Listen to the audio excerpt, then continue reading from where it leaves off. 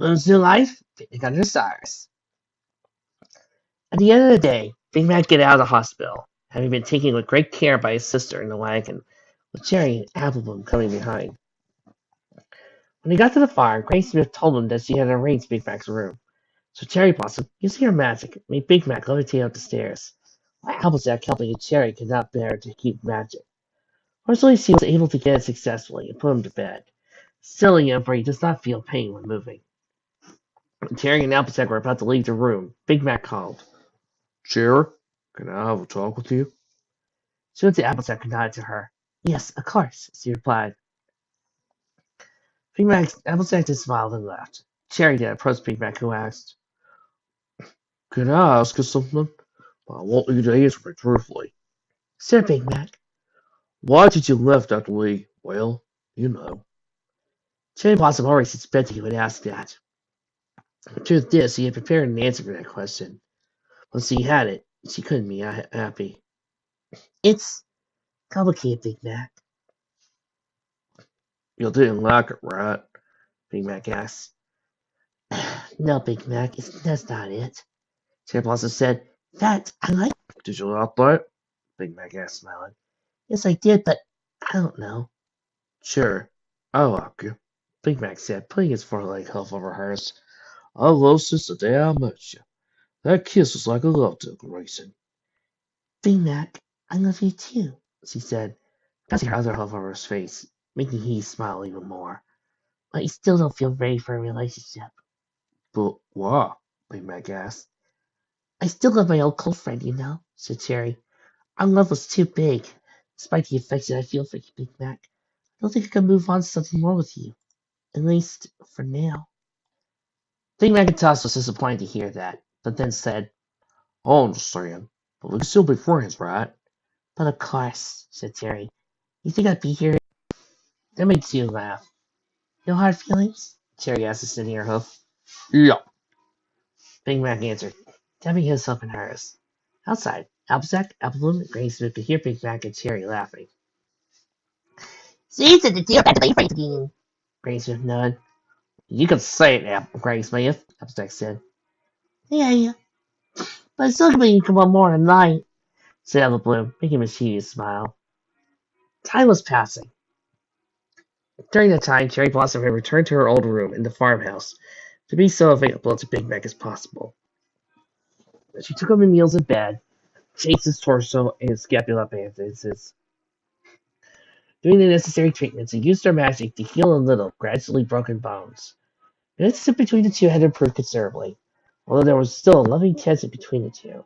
They always managed to keep their friendship above all. Evelyn, meanwhile, had not given up trying to join her brother and Cherry Blossom. Of course, she had the full support of her friends Scootaloo and Sweetbelle. They, after all, decided to wait for Big Mac to recover before putting their plans into action. After a month since Big Mac's accident, Cherry was ready to cure completely Big Mac. Are you ready? She asked as she removed his bandages with her magic. Yup, he said. I wish we'd be rid of it. Do you think you can do it? I think so, she replied. I tried it every two-way interval, and 2 days ago I almost got it, so I'm pretty sure I could do it. I'll trust you, Big Mac said, putting a huff on hers. The gesture made her blush, and she hurried to collect her huff, making Big Mac being embarrassed. Cherry regained her composure and then prepared herself. She focused her magic on her horn, which started glowing. Then Big Mac's torso began to shine. She began to feel that she was getting. Big Mac started moaning, and with his broken wrist being repaired and joined together. He stopped moaning, and then Cherry stopped. Guessing, she asked, So, how are you feeling? She asked. Big Mac moved his torso to see if there was some pain, but he felt good. Very well, he said. I have no pain. So, how are you feeling? Big Mac moved his torso to see if there was some pain, but he felt good. Very well, I have no pain. Are you sure? Cherry asked. Yup, he said, in the rest. Cherry used her magic to make the spatula bandage. Then she tried to heal it, and apparently got to cure it. Big Mac, no one complained of no pain. Took the plaster of Big Mac's leg and completely healed it. Barely made it. Big Mac got out of bed from almost immediately. Big Mac, remember, my magic is unstable, Cherry Blossom warned. If you don't give the proper rest to your body, the magic vanishes and your bones will break again. I've been alive for too long. He said, tapping his leg before her heart, around to verify his robustness. There's nothing I could say or do to change your mind? No, he said, pausing to slam the leg. Well, Cherry, this is still better than it was good. Thank you very much. And out of euphoria, Big Mac hugged Cherry Blossom. She was taken aback, but ended up responding to the hug, hugging Big Mac too. The two, hadn't realized what they were doing, separating immediately, giggling nervously and blushing. Well, Big Mac, don't forget to go to Dr. Sable tomorrow and see if everything is fine, Cherry said. Yup, he replied nervously. There was a pause, and Cherry said, Now, I just have to watch for today and tomorrow. If all goes well, I can return to my house.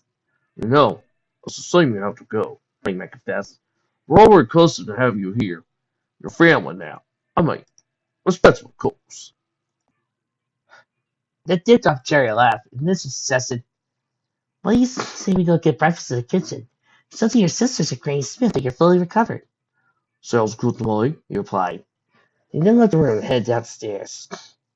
Cherry went ahead, and once he went to the center of the kitchen, where Applejack, Applewood, and Granny Smith sat talking breakfast. I ask your attention, please, looking all over her. I have something to communicate. Yo, Blake, make it start! Applewood began, only to be stopped by Applejack, and covered her mouth with her huff. What's that you gonna say, dear? Cherry Blossom asked, confused. Applewood took Applejack's huff, looked at her and shook her head. Until sighed and replied, Nothing. As I was saying, I got news for you. Cherry said, Good news. It's a great pleasure that I say will take company to breakfast with us at the table. Then Big Mac appeared, smiling. Big Mac, you're healed, Applewood said, getting up and going to hug his brother. Well, but what a surprise, Applejack exclaimed, when Applewood approached for Big Mac. She hesitated because she was afraid of hurting him again. So where's my hug? You sure I ain't gonna hurt you? No. Applewood, don't worry. I'm sure my magic can handle a big hug of yours. You sure? Applewood asked, still uncertain. Applewood, this beautiful feel see as you can live, Racer said, approaching. Cherry is a nurse, and a friend. Applejack said, approaching too. Don't you trust her? Applewood went to Cherry and said to her, Of course I trust her, Cherry. Then she turned to Big Mac, smiled and held out his forelegs. Applewood grinned from ear to ear and hugged his brother, and returned the hug, while the others watched, happy. When the two brothers ended the hug, Cherry said, Well, if Big Mac is as good as I think he is, then tomorrow morning I go back to my house. Will you what? Well, Applewood, I just stayed here to treat your brother, Cherry said. But he's good now. Well, you can't go, you can't, Applewood said. Well, Applewood minds is that you lived with us for so long. So are your family, Applejack said. Really? Cherry asked. Of course, my dear, Grace just said, rushing her stroking her mane. You're like granddaughter to me. You made a lot of company when you could. I love to tell you stories from my life as a young man. Cherry Blossom was very moved to see the bond that she was done with the Apple family. Many tears rose to her eyes. All done to tell you? Big Mac asked. You're one of us. Well, I don't know what to say, she said, wiping her tears with the hoof. It would cost me a lot to go back to my home, but... You still going? Well, yes, Appleblue, she said. But look, I'll still live at Ponyfield. We'll still see each other today while I'll still be here. You promise? No, I pinky promise. Cherry swore, making gestures. And made Appleblue smile and hug her. She returned the hug. Later at school, Appleblue and friends the news. What? Sleepbell asked. Can you possibly be at our house tomorrow? Yeah, bye. Appleblue replied. But what about our plans? Says Gulu. We don't have everything ready. No, we had the wrist signs, Appleblue said. Right? And lots of file threats. Bling Mac and Cherry Blossom start day to night. Nightfall. Three Phillies prepared a picnic in the clearing of one of the orchard field. They knew that night would be clear, full of stars, with the moon around it shining. Because they asked Twilight before about that. They needed the towel and put the food there, placing it more to give a romantic client as possible. Now, it's supposed to be the most important and difficult thing of all, the arrival of the romantic couple. He secretly handed tickets to the two, making him think that the one had asked the other to meet up. He had arranged things for a picnic. Okay, we finished, Scooter said. He admired her work. Wow, it's fabulous, said Sleepbell. And quite romantic. You say so, Scooter said. Sleepbell's rat, said Applebloom. It's perfect when we want to. The other footsteps approaching. Someone's coming! Han! And it jumped to the bush and watched. They saw Big Mac coming, bringing the tickets the Phillies had delivered secretly in the mouth. When he arrived, Big Macintosh put the ticket on the floor, quite confused for a picnic. Wood down, what to go? Scooter whispered. Shh, said the other two for her. Sorry, Scooter said. Not long until Cherry Blossom appeared, bringing her ticket to levitating her side.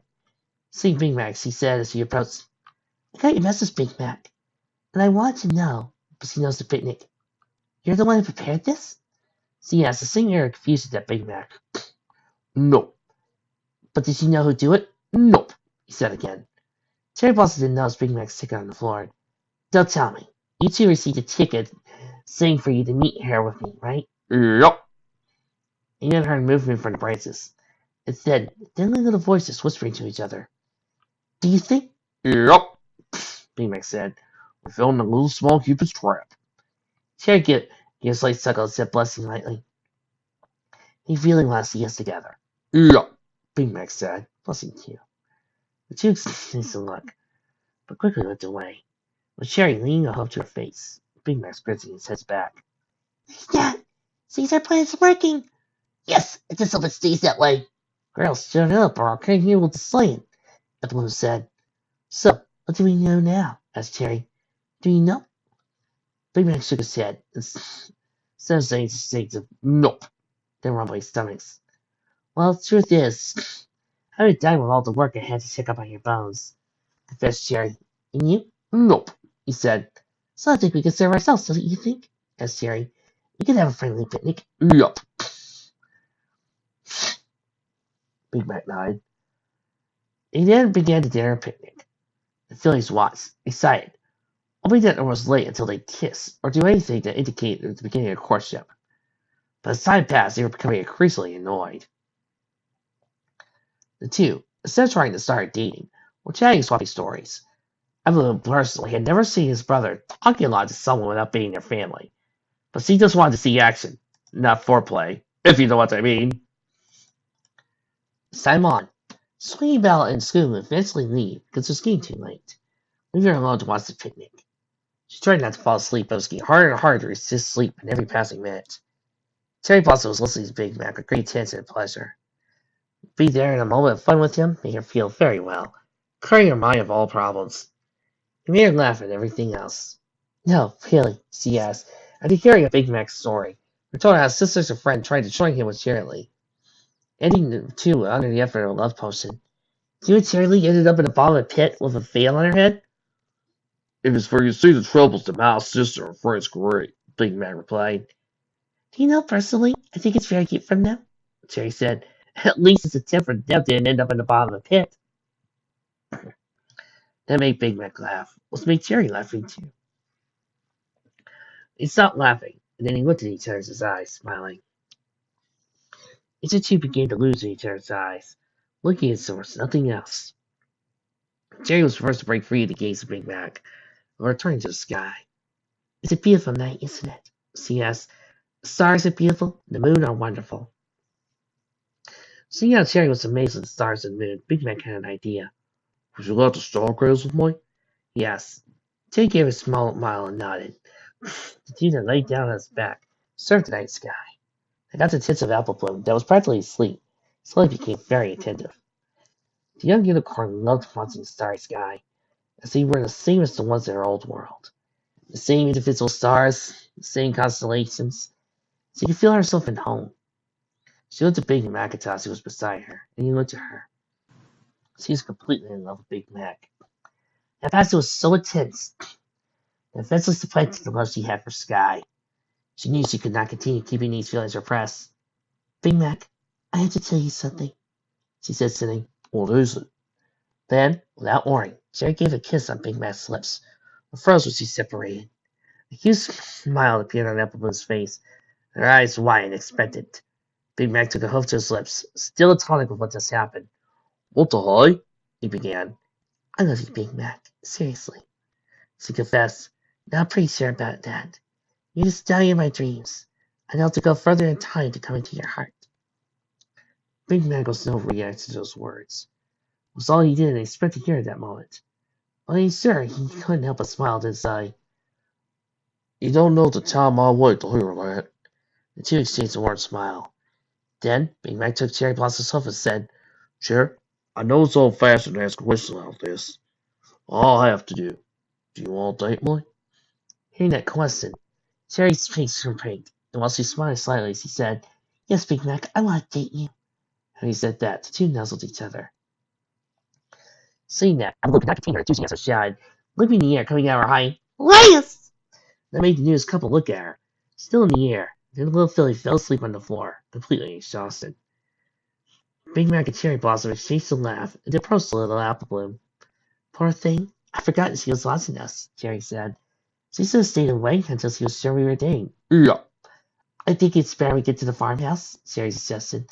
"It's already too late, and the apple bloom needs to sleep in it real bad." Big Mac nodded in agreement. They cuddled up. Took Apple Bloom in his mouth, placed her on his back. Then Cherry headed to the farmhouse. Both smiled at each other, and exchanging nuzzles. They arrived, climbed the stairs. Big Mac put Apple Bloom in her bed. They entered her room. He and Cherry exchanged passionate glances and then said, "This is a wonderful night." "Yup." "Do I see you tomorrow?" Big Mac nodded. Then he exchanged a goodbye kiss and Cherry went into her room. Upon entering, seeing Big Mac exchanged the last glance before shutting the door. Side started walking to his room. Then, while passing through Applejack's room, he opened the door and Applejack appeared with a smile. "Obviously, everything's going swimmingly." Big Mac blushed and said, "Yup." "Well, big bro, I just like to wish you lots of luck. Hopefully makes you happy. You deserve it more than anything else." Big Mac smiled at her sister's support and replied, "Thank you, Angeline." She then winked her eye and closed the door to her room. Big Macintosh entered the room and sighed again, leaned against the door. He jumped up to his bed and stared at the ceiling that was close behind his head. He couldn't stop smiling. After all, he now had a male friend. Perfect for him. "My life could not be perfect," he exclaimed in his mind.